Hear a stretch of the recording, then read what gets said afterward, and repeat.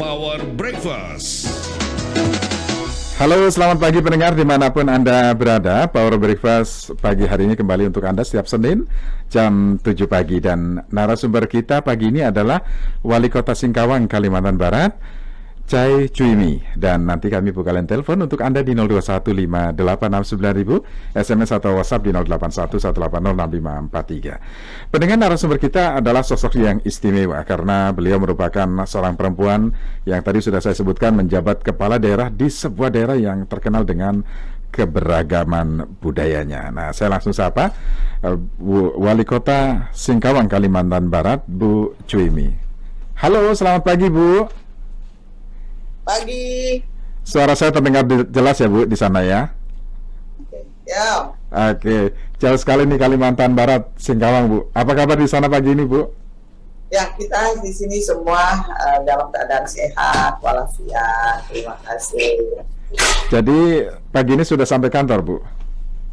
Saya pagi ini kebetulan ada kerja bakti di Kaliasing ya, ada bersama masyarakat TNI kita bersihkan sungai ya, yang mana kadang kesadaran masyarakat masih belum ya, jadi ada sampah, kemudian sudah rumput yang tumbuh. Jadi kita hari ini turunkan 140 orang ya dari berbagai bidang untuk turun bersama-sama. Saya tadi kegiatan dimulai jam 6 ya, jam 6 lewat lah sudah mulai kerja bakti. Iya. Jadi tidak setiap hari ya, Bu? Hanya seminggu sekali atau sebulan sekali atau memang kita bersih ya. Kita setiap hari Kamis ya, hari bersih-bersih. Oh, setiap hari Kamis. Jadi selain perangkat dari pemerintah daerah juga masyarakat dilibatkan di sana ya, Bu Chuimi ya. Ya, seperti itu. Ya, baik. Nah, kalau aktivitas kesehariannya, Bu, berangkat kantor sampai kantor, kemudian apa yang dilakukan, koordinasi, bagaimana kesehariannya, Bu? Kalau jadwal rutinnya yaitu jam 7.30 kita sudah ke kantor ya, melakukan kegiatan. Tapi biasanya pasti ada jadwal pagi ya, kegiatan turun lapangan atau hadiri pembukaan, peresmian dan sebagainya itu. Jadi adalah sesuai dengan jadwal harian saja. Kalau rutinnya ya ke kantor, masuk jam 7.30 ke kantor. Iya.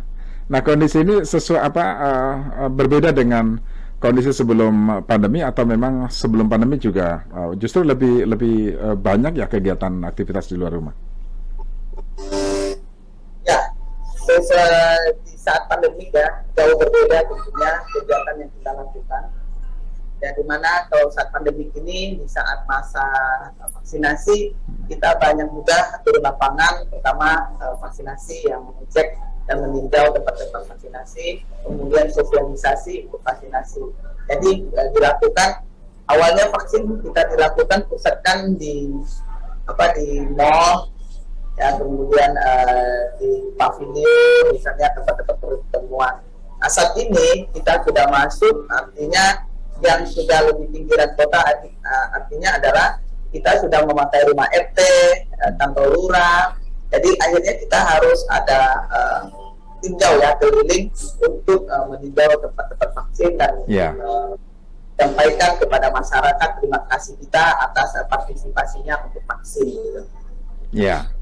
Nah, biasanya kan sebelum aktivitas yang cukup padat, seorang kepala daerah kan tentu sejak pagi misalnya sudah merencanakan kira-kira apa yang harus kita lakukan, apa yang harus saya lakukan ketika sampai kantor, kemudian informasi apa saja yang saya butuhkan begitu ya, termasuk barangkali informasi nasional karena mungkin bisa jadi rujukan Pemkot Singkawang ya, Bu, tentunya untuk kebijakan ataupun langkah-langkah strategis ke depan.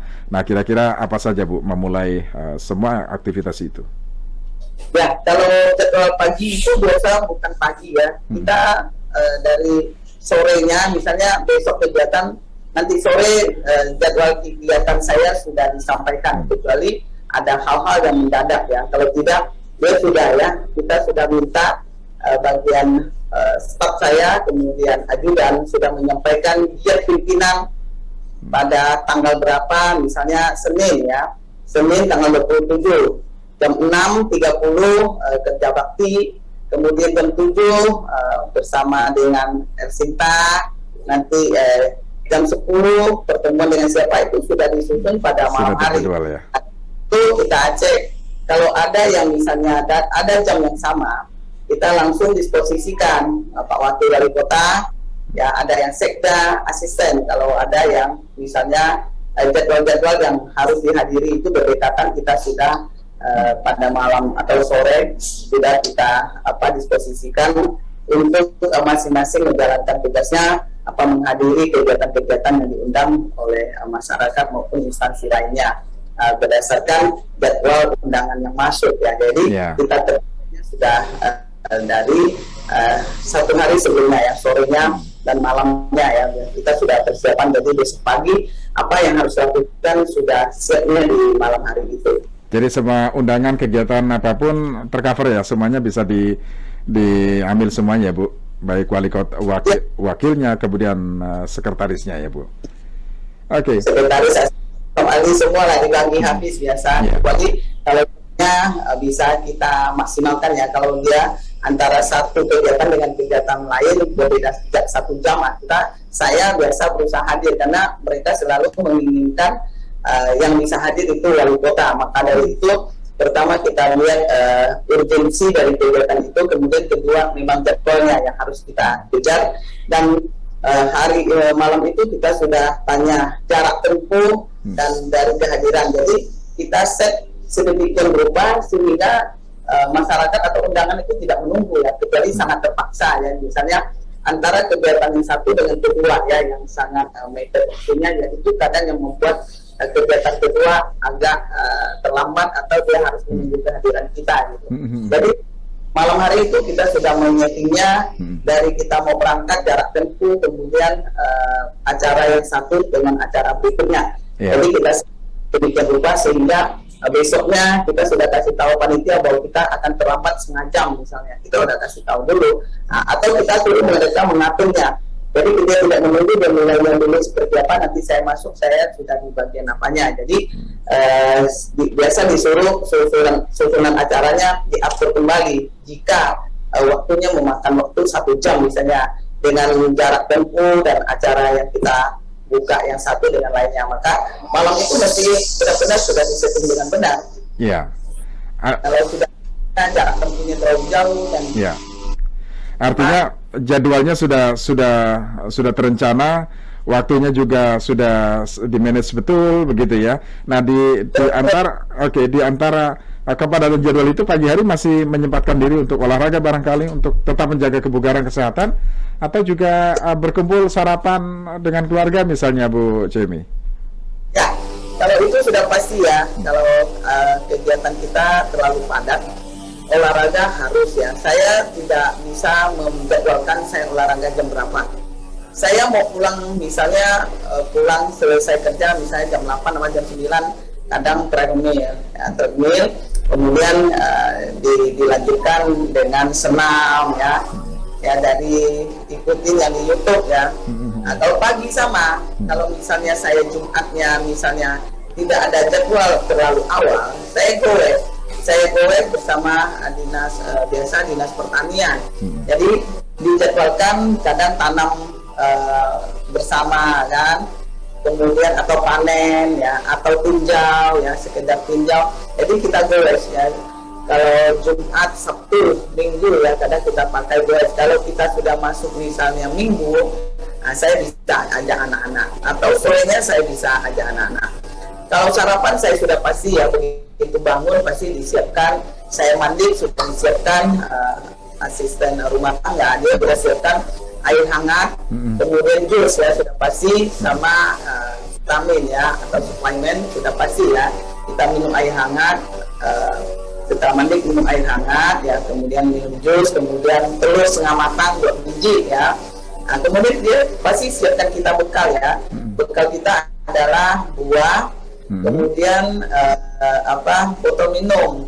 Ya, botol minum disiapkan adalah madu ya, madu dikasih air hangat, nah, kita bawa.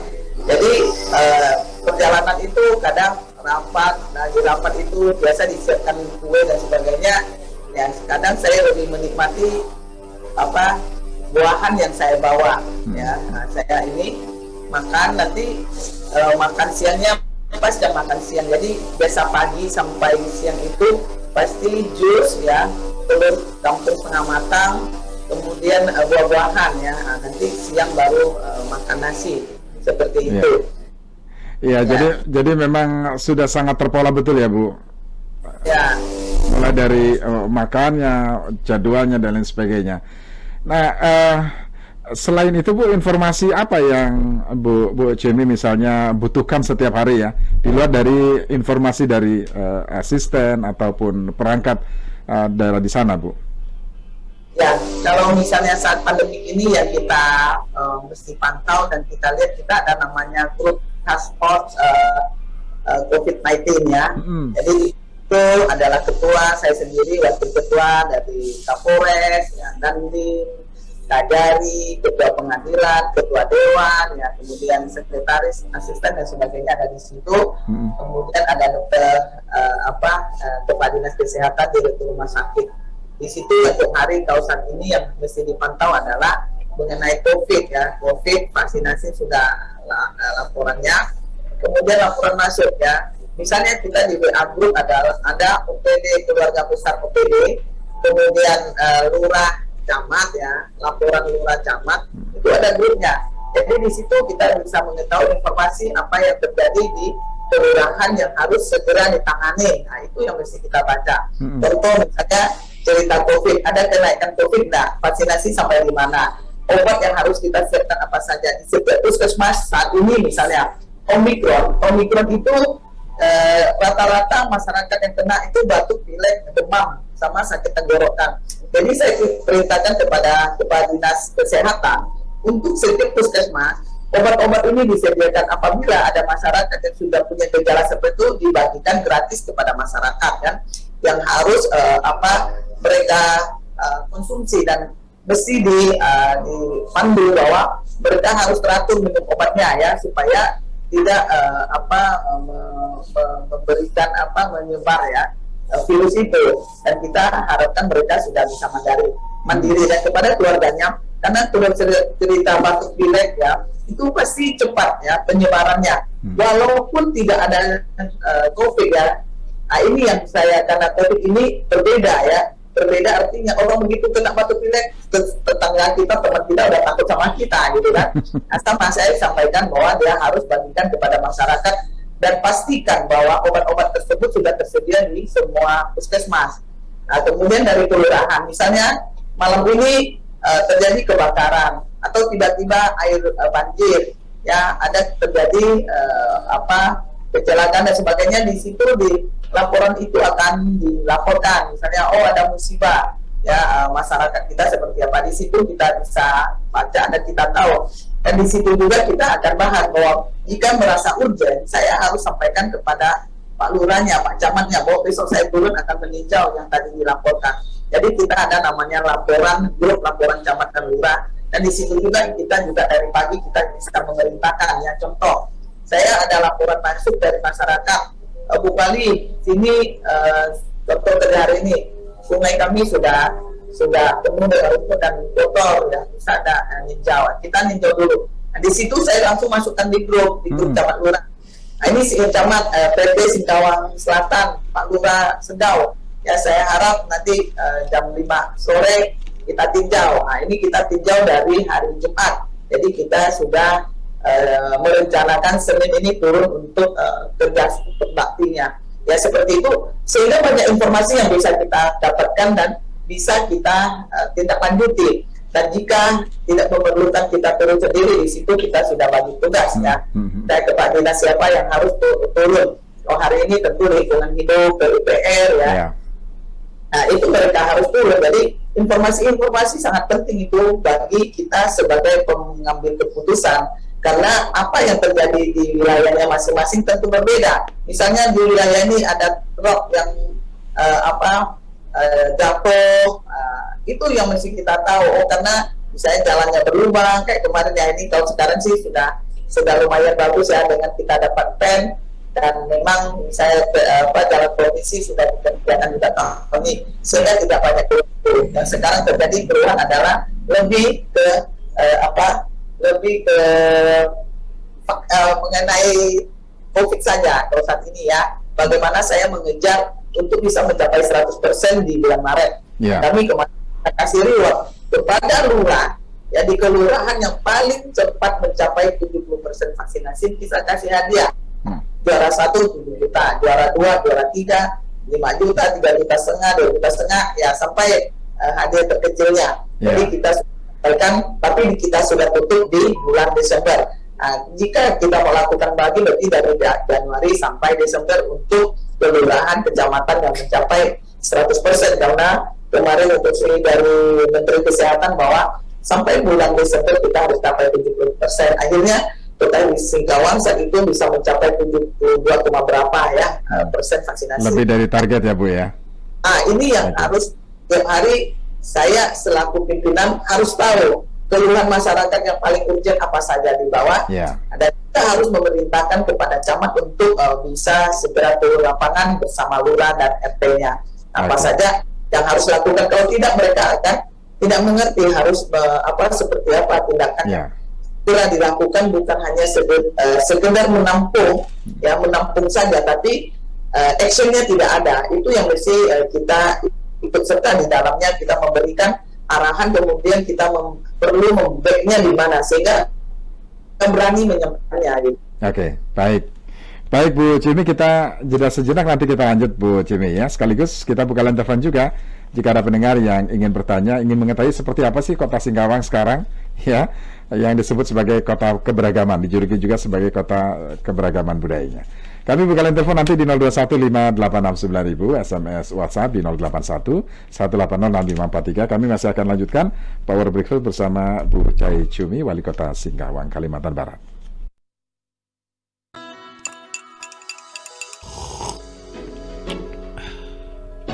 Power Breakfast.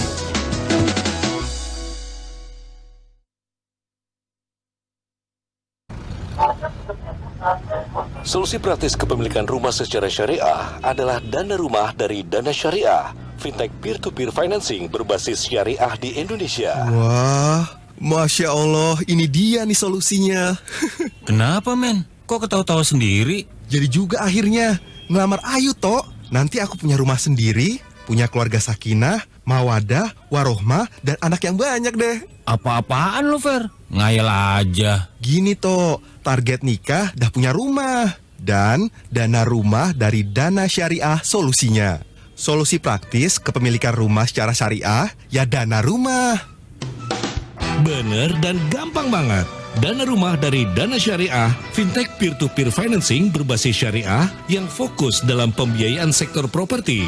Download aplikasinya dan ajukan pembiayaan rumahnya. Gampang banget. Info lebih lanjut hubungi call center 1500 091, WhatsApp 0822 50 50 50, IG Dana Syariah ID.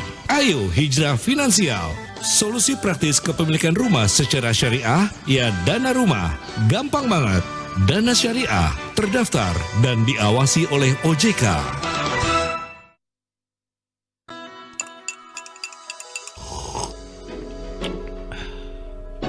Power Breakfast.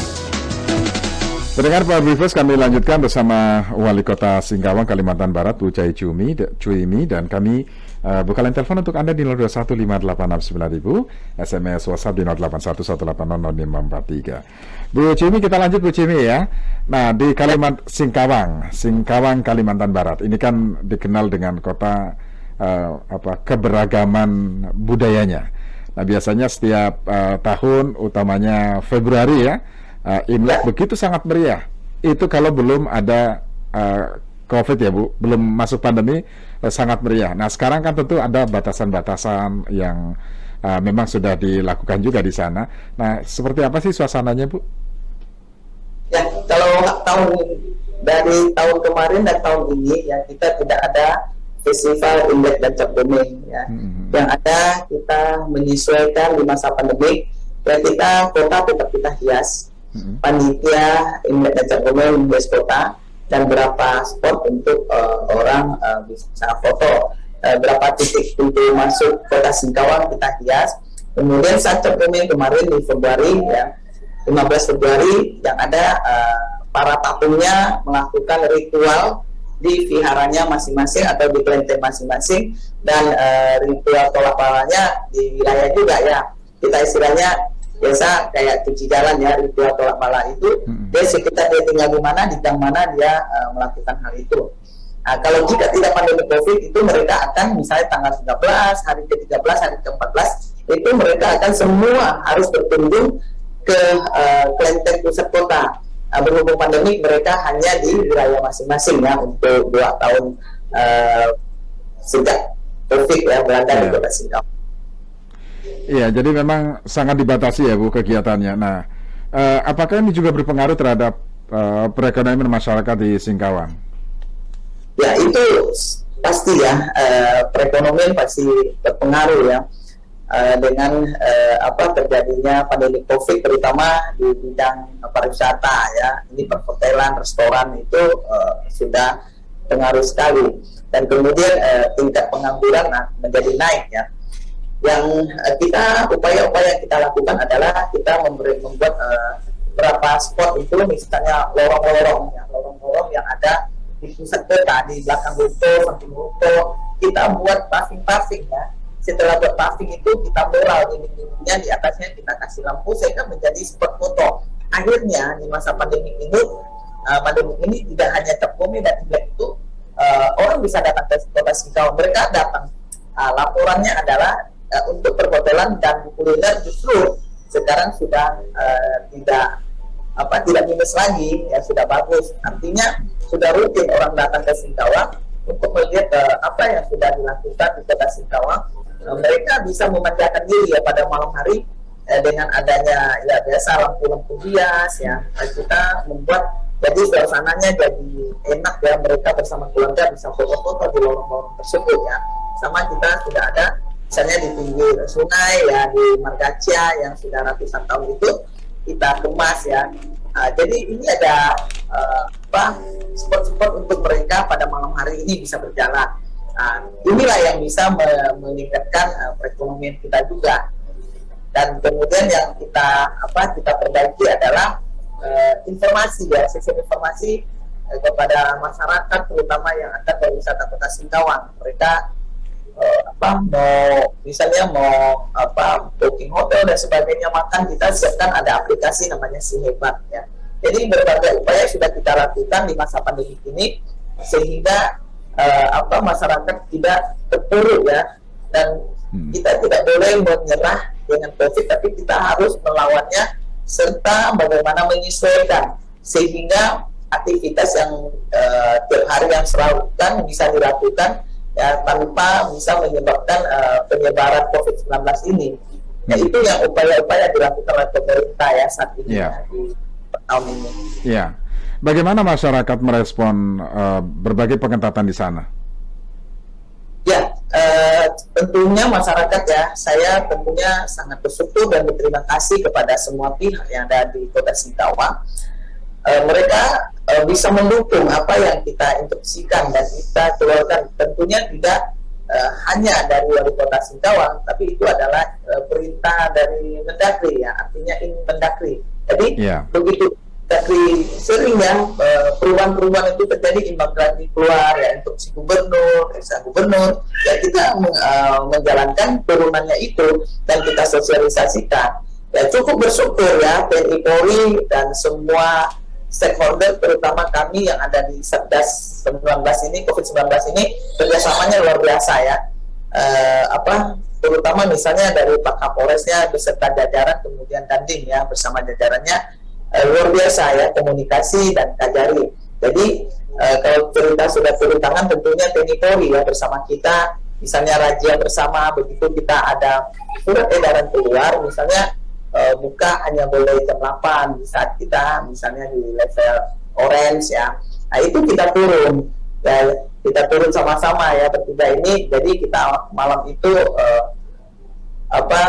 tinjau atau kita sidak ya, kemudian kita lakukan password di tempat dan sebagainya sehingga masyarakat akhirnya sadar bahwa apa yang kita lakukan adalah demi kepentingan bersama, demi keselamatan kita bersama. Jadi tidak terlalu sulit ya di dalam kita penetapan jika ada perubahan-perubahan yang terjadi di dalam penanganan COVID ya, karena misalnya tiba-tiba level kita berapa, nanti turun naiknya kan dari pusat yang menentukan ya, dari hasil yang ada di daerah kita seperti itu. Kalau di sana sekarang PPKM berapa Bu? Level berapa Bu? Kita sekarang naik level 3 ya. Level 3. 2 minggu yang lalu ya sudah level 3 ya, karena ada Omicron ya, ini ada berapa terkonfirmasi ya, ada 90 lebih orang, cuma dia cepat sembuh, dan cepat sembuh akhirnya bisa kita lakukan. Ini upaya yang akan kita segera lakukan untuk bisa menekan terkonfirmasi tersebut. Ya. Kita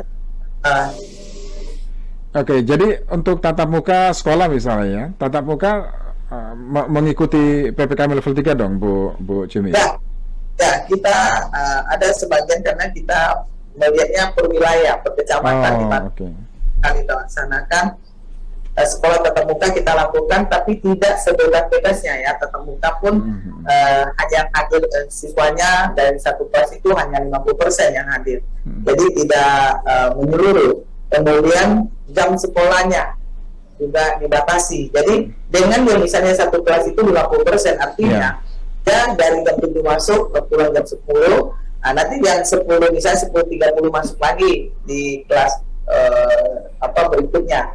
Jadi memang diatur sedemikian rupa sehingga tidak menimbulkan kerumunan ya. Bisa betul. Barang COVID ya untuk para pelajar itu. Tentu ini juga disesuaikan dengan kecamatan yang memang terbanyak ya Bu Cimi ya. Ya. Kasusnya maksudnya. Ya, kasus kita lihat dari kecamatan yang mana tertinggi, wilayah mana yang tertinggi itu yang kita perketat di situ.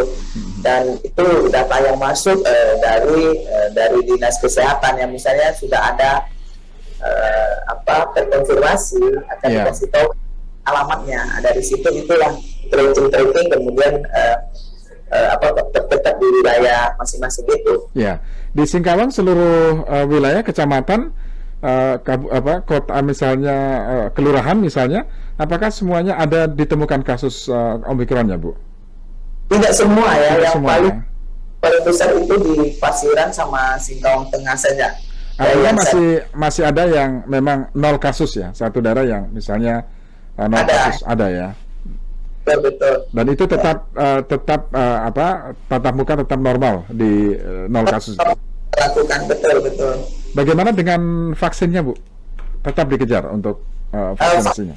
Kejar ya. Tadi yang seperti awal saya sampaikan bahwa vaksin kita lakukan sudah perkelurahan. Kemudian kemarin kita ada guru yang belum vaksin, jadi kita sudah kejar ya. Dan sekarang sudah masuk anak-anak yang 6 tahun sampai 12 kan, itu sudah kita lakukan di sekolah-sekolah untuk melakukan vaksin ya. Berapa persen Bu capaian untuk vaksinasi dosis pertamanya Bu? Kita untuk Singkawang sudah 80% ya. 80% dosis pertama ya. Kalau dosis keduanya Bu? Ya, dosis kedua 60-an lebih ya. 60-an lebih, oke. Ya. 60%. Ada dosis ketiganya sampai berapa Bu?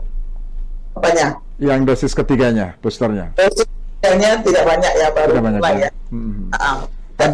Ada kesulitan Bu untuk mengajak masyarakat vaksin? Itu yang terakhir ini yang sulit sekali ya masyarakatnya. Dia punya asumsi tersendiri ya. Karena kita lakukan rumah RT kan saya turun. Ya, kita AI-nya vaksin, ditatanya kenapa sudah vaksin belum? Itu kenapa nak vaksin? Ya saya bukan tidak mau vaksin, saya darah tinggi sudah. Tak pusing dan sebagainya. Saya bilang jangan ibu putuskan sendiri, boleh vaksin tak vaksin, ibu harus pergi tes dulu. Kalau tak vaksin tidak boleh vaksin karena keadaan, minta suratnya sehingga nanti administrasi apapun suatu saat ibu mau jalan misalnya, mau pergi, mau kemana, mau ke mall, mau ke tempat liburan ya, tempat wisata nggak bisa masuk Peduli Lindungi karena ibu nak tercatat. Oh begitu kan katanya. Jadi banyak tidak sadar ya, begitu kita sampaikan. Akhirnya dulu terakhir yang saya pakai adalah bahwa semua bantuan yang diberikan oleh pemerintah akan kita tunda apabila oke. ya, kartu vaksin ya. Karena kalau kita tiket dia bilang dia jarang berangkat kan kalau sudah di pinggiran. Jadi mereka selalu merasa itu sehat. Yeah. Kalau dia anggap COVID itu ya sakit biasa, sebentar juga lewat. Sosialisasinya luar biasa. Kita sampai sudah kasih sembako, kasih minyak goreng ya, dan kita ada doorpress ya yang kita berikan. Nah, ini yang masih susah mendongkrak mereka untuk di pinggiran. Nah, ini terakhir yang kita lakukan adalah mendatanya melalui RT ya. Yang kali ini kita menyampaikan bahwa minta dokter yang sosialisasi mengenai kesehatannya itu. Jadi mereka benar takut tidak mau vaksin atas dapat bantuan. Ya, walaupun kita kasih. Jadi kita sekarang setiap kali mau bantuan kita tidak kasih atau kita tunggu tidak vaksin. Paling minimal harus vaksin dosis 1 dulu. Iya, sejauh mana informasi hoax misalnya Bu mempengaruhi masyarakat soal vaksin ya, mempengaruhi masyarakat di sana akhirnya takut enggak nanti saya begini begitu dan lain sebagainya. Ya, itu yang sering terjadi ya adalah setelah vaksin itu siapa meninggal ini meninggal itu meninggal, itu yang membuat sampai juga di sana ya Bu. Pasti karena namanya media sosial ya, orang kalau yang lebih cepat dan lebih masuk di otak ya daripada kita cerita yang baik-baik. Kan dia bilang, kenapa itu yang divaksin itu bisa meninggal ya gini-gini. Nah, maka kita sampaikan kan bahwa pemerintah tidak melakukan sesuatu justru yang menyusahkan masyarakat, apalagi menyebabkan kematian. Saya bilang sebelum vaksin ke Bapak Ibu ya, kita sudah ada namanya tes ya. Tesnya sampai 2.000-an orang relawan. Kemudian vaksin ini tidak hanya di Indonesia, bahkan di seluruh dunia. Maka dari itu, setelah berbagai uji coba baru kita vaksin kepada masyarakat ya. Contoh saya bilang kalau di pusat itu Bapak Presiden yang vaksin dulu untuk wilayah-wilayah ya, kami ini yang vaksin dulu. Saya memberikan contoh ya Bu, jadi mereka nggak khawatir ya. Ya, karena tidak mungkin kami vaksin masyarakat dulu, misalnya wali kota nggak divaksin dulu. Tentu kami wali kota, wakil wali kota, ketua dewan, ya Kapolres dan tim Kajari, ketua dewan ya, kita vaksin dulu. Dan berigi dan berindam, semua vaksin dulu, baru ibu bapak. Saya bilang artinya kalau itu bisa menyebabkan masalah, tentu kami yang kena dulu, bukan ibu bapak. Nah, itu sosialisasi yang kita lakukan. Awalnya lebih parah, ada wilayah-wilayah tertentu sama sekali tidak mau disentuh. Nah, dengan kita sampaikan begini dan kita melalui tokoh agama ya, mereka baru sadar bahwa itu perlu divaksin dan mulai mau vaksin ya. Sakit belum mencapai 70% itu luar biasa kita mensosialisasikannya kepada mereka vaksin. Oke, baik. Bu, kita beralih soal lain nih Bu. Tahun 2020 Kota Singkawang ini dinobatkan sebagai kota paling toleran kedua setelah Solo ya. Ya. Nah, apa tanggapan Ibu nih? Ya itu merupakan visi misi saya dengan wakil wali kota ya. Singkawang hebat hanya adalah harmonis antar etnis dan agama ya. Jadi kita kedepankan harmonisasi dan bagaimana Singkawang itu bisa aman ya antar suku. Karena Singkawang itu paling plural ya, berbagai suku ada. Paguyuban kita ada 17. Maka dari pemerintahan kami ya periode 2017 atau pelantikan 2017 ya 2018 ini kita fokuskan bagaimana harmonisasi ya. Jadi kita contoh kita Cangguwe kita sudah setiap tahun dan dari dulunya ya tapi yang belum pernah dilakukan adalah misalnya saat Idul Fitri. Nah, maka di zaman kami ini kita sudah mulai yang menghias kota di saat menyambut bulan suci Ramadan, kemudian Idul Fitri, kemudian Natal juga tidak pernah di hias kota. Kita ada namanya Singkawang Christmas Day. Ini kita lakukan terus dan adalah kolaborasi ya, gabungan di panitia itu berbagai suku dan agama. Contoh ya, kita mau Idul Fitri, kita juga sama-sama bagaimana membersihkan kota, wilayah, daerah, kemudian masjid-masjid. Kemudian waktu Natal juga sama ya, gereja dan sebagainya, sama-sama bersihkan. Kemudian Imlek dan Natal ini kita pasti ada namanya yang bersih-bersih mengajak PPKS untuk dalam kota ya. Buat kita bersihkan dulu. Ini yang kita lakukan, rutin kita lakukan, sehingga kita menumbuhkan rasa persaudaraan yang lebih besar. Memperlakukan yang sama ya Bu terhadap seluruh masyarakat ya. Oke. Jangan ada lagi mengatakan suku ini lebih bagaimana ini. Jadi saya selalu sampaikan Kota Singkawang itu kita coba keluarga besar Kota Singkawang. Kalau sudah namanya cerita keluarga, ada salah-salah sedikit ya saling memaafkan yang namanya adik-beradik. Nah, ini yang selalu kita sampaikan. Kita di Singkawang tentu dari zaman Bapak Hasan Darman kita ada namanya batik Tidayu, tarian Tidayu, tarian Nusantara. Nah sekarang yang dalam on progress di tanggal 27 jam 7 pagi nantinya kita akan ada peletakan batu pertama pembangunan 3 pintu gerbang ya. Dari Pontianak masuk Singkawang kita adalah dengan teknis Tionghoa ya, jadi itu pintu gerbang selatan. Kemudian di pintu gerbang utara di mana kita keluar ke arah Sambas, Aruk, Temajuk ya, dan bisa ke Malaysia, Kuching, itu kita sudah teknisnya adalah gerbang Melayu ya, model Melayu. Kemudian kita mau ke Bengkayang ya, itu sudah kita model Dayak. Jadi Tidayu ini kita saya bersama 2 bupati akan melakukan peletakan batu pertama ya, kita lakukan di PCM Room ya, nanti akan melalui daring ya, jadi semua bisa serentak pada jam yang sama 3 pintu gerbang akan kita peletakan batu pertama. Dan pintu gerbang ini kita bangun itu menggunakan anggaran dari sponsor ya, dari perusahaan. Kita meminta mereka bangun tapi kita taruhkan logo mereka masing-masing. Kita lakukan pandemik ya, sehingga kita tetap bisa bangun pandemik ini tidak mengganggu APBD yang ada. Seperti kita harus tetap menjaga harmonisasi ini, karena dengan harmonisasi kita bisa mengajak investor untuk investasi di Kota Singkawang. Bu, di Singkawang, Kota Singkawang mayoritas suku mana Bu yang Tionghoa paling besar. Tionghoa paling besar di sana ya. Kemudian disusul Melayu ya, Tionghoa, Melayu ya, Tionghoa, Melayu, Dayak, Madura ya. Kita ada Jawa ya, Trans kan banyak ya. Kemudian kan, makanya tadi saya bilang kita 17 paguyuban sudah ada. Jadi Singkawang. Maka misalnya kita Imlek sampai Cap Gome itu setiap malam itu kan kita ada seni budaya. Tiap malam mereka kita beri peluang untuk mereka menampilkan budaya masing-masing. Dari itu kalender Imlek ya, kalender dari untuk yang Imlek itu. Jadi dari 1 sampai 15 tiap malam itu ditampilkan budaya-budaya. Inilah di sana ya. Toleransinya. Baik, Bu, di Singkawang ya, terakhir Bu, apa yang paling unik, yang paling berkesan ketika orang datang ke Singkawang Bu, dan itu membuat orang ingin ke sana lagi? Ya, mungkin pertama itu ya kulinernya ya mungkin lebih enak ya, dari berbagai macam kuliner yang bisa dirasakan ya, terutama ya kuliner yang Chinese foodnya. Kemudian kita di sini kulinernya kan segar-segar, kemudian makanan-makanan khas yang ada di Kota Singkawang.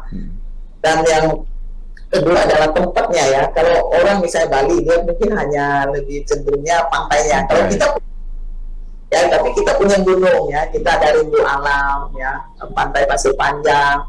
Kemudian kita ada tempat-tempat religinya ya, karena kita di sini lebih kenal 1000 kelenteng. Mungkin ini bisa ditemukan di wilayah lainnya. Contoh saat Imlek ya, wilayah lain memang ada, misalnya dia ada namanya Chinatown di mana-mana, tapi di Singkawang tentu lebih berbeda karena budayanya lebih kental di Singkawang yang mereka tidak dapatkan di tempat lain. Contoh yang kalau dia kesini dia bisa ke masyarakat itu sendiri bisa lihat ya patung-patungnya dan di dalam kita merayakan Imlek ini. Jadi ini yang belum dimiliki ya di wilayah lain, dan mereka datang, dia akan datang kembali. Ada di Singkawang ya Bu. Jadi orang datang ke sana pasti kangen ingin datang lagi ya Bu. Betul. Nah, makanan paling enak lah di sini. Makanan paling enak. Baik. Baik Bu, suatu saat barangkali saya akan ke sana Bu untuk melihat secara langsung ya. Keragaman budaya yang sudah tersohor ini dan tetap dipertahankan Bu. Keragaman di sana tetap dipertahankan, tetap kompak masyarakatnya Bu. Dan tetap maju.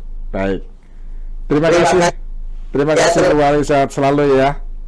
Ya, terima kasih kepada Radio Ersinta yang sudah mengundang saya, dan terima kasih kepada seluruh pemirsa dan pendengar ya yang mendengarkan wawancara ya kita dengan Radio Ersinta, di mana bisa Bapak Ibu bisa dimanapun berada bisa mengetahui situasi informasi tentang Singkawang. Tentunya kita berharap ya bisa mengunjungi langsung ya ke Kota Singkawang. Saya tunggu ya.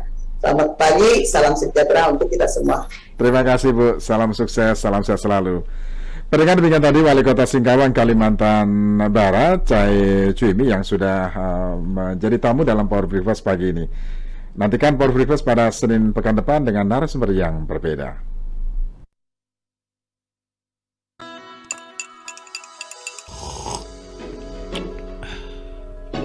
Power Breakfast.